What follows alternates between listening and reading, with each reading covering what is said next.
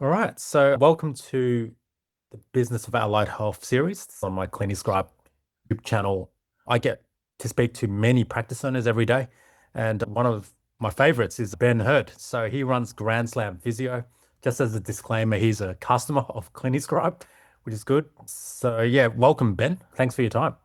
Thanks for having me, Barry. Yeah, so tell me about your story. I know that we've been both mentored by Michael Kenahan in some form as well. Yeah, really fortunate. I worked for Michael for a few years and he's continued as a mentor for me and my wife with our business. He's a massive source of inspiration. Set up Grand Slam Physiotherapy. Like a lot of clinics, its start was somewhat accidental. Passion's tennis physio. And we wanted to build a clinic that would leverage us the opportunity to be able to continue with tennis. A lot of, in the early days, wouldn't allow you to take chunks of leave to be able to do. So in the early days of working, which was full time, and then we made a lifestyle decision to back off to being contractors, but that still meant that we needed to do sort of 10 to 12 weeks of travel. So we took a bit of a risk and then just started really lean and just rented some space and saw patients in the time that we weren't traveling with tennis. Yeah, I mean, that's a great story. I love hearing the kind of early stages of people's stories where they have to, make their own furniture, buy stuff from Facebook Marketplace, Yeah, or knock on doors and that type of stuff. So, absolutely. how does it feel kind of working with your wife, who's also a great physio? The story behind that. No, we helped each other out with that. So Belinda, she was still working full time with the WTA and she had an awesome opportunity. She wanted to hang on a little bit longer in the full time role to be able to work at the 2016 Rio Olympics. So that was a lifelong goal for her. It also meant with her working full time, it created a little bit of a financial buffer should things be a little bit slower, that I could lean on her with that a little bit. In regard to working with her, it's amazing, but at the same time, we've sort of, from the early days, we set some pretty strict sort of boundaries in terms of, we used to have like a 25-minute commute traveling from North Geelong to where we live in Torquay. And we had this sort of rule when we were in the car, we could talk work. And then as soon as we got home, it was sort of work was done. To this day, sort of set up meeting times, which is good. We have a Trello board and discuss through our items like that. And then that way, like we're not sort of cutting into family and home life and that as well. But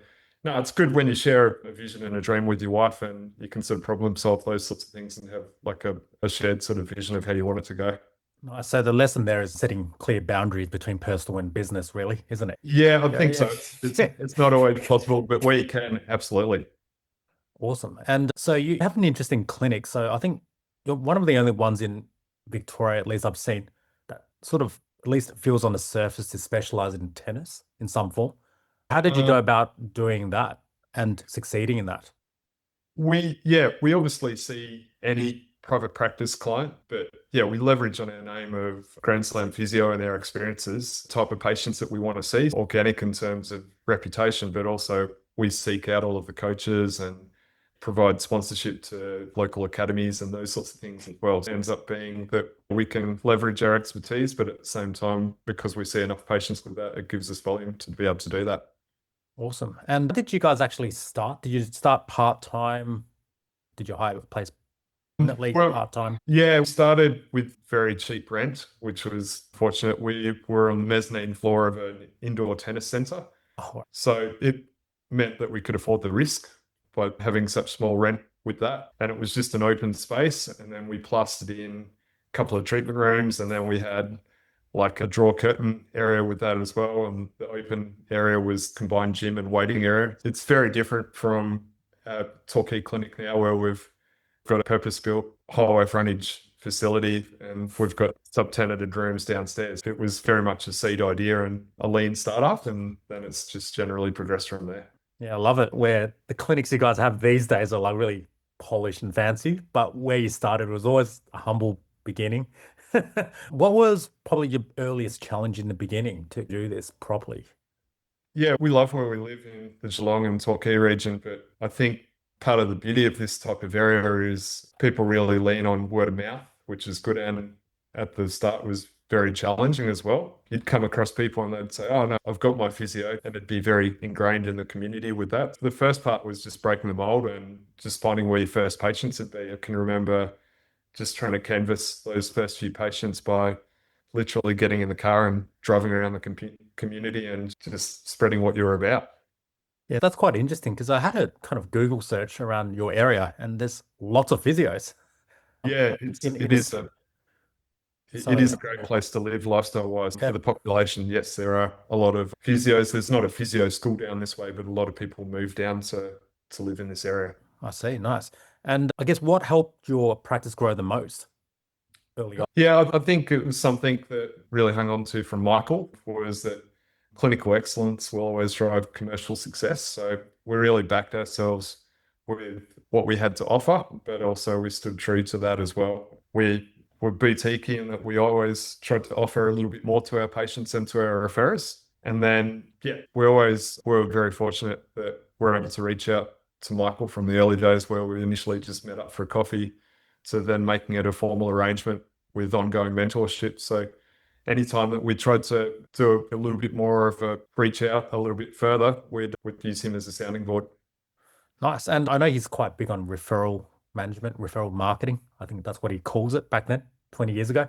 Yeah, yeah, definitely. What type of special things do you provide your referrers that make you that differentiate you from others in the Yeah, I think like what I said before, I think the communication is Yep. the main thing that, yeah, follow every coach with like whether it be a WhatsApp message or if it's a doctor, yeah, just really big on the follow-up letters and those sorts of things. Yeah. And not necessarily just with the initial one and the discharge. It's often if there's a change in their progress, whether it be positive or negative, just constantly keeping their communication channels Nice. open.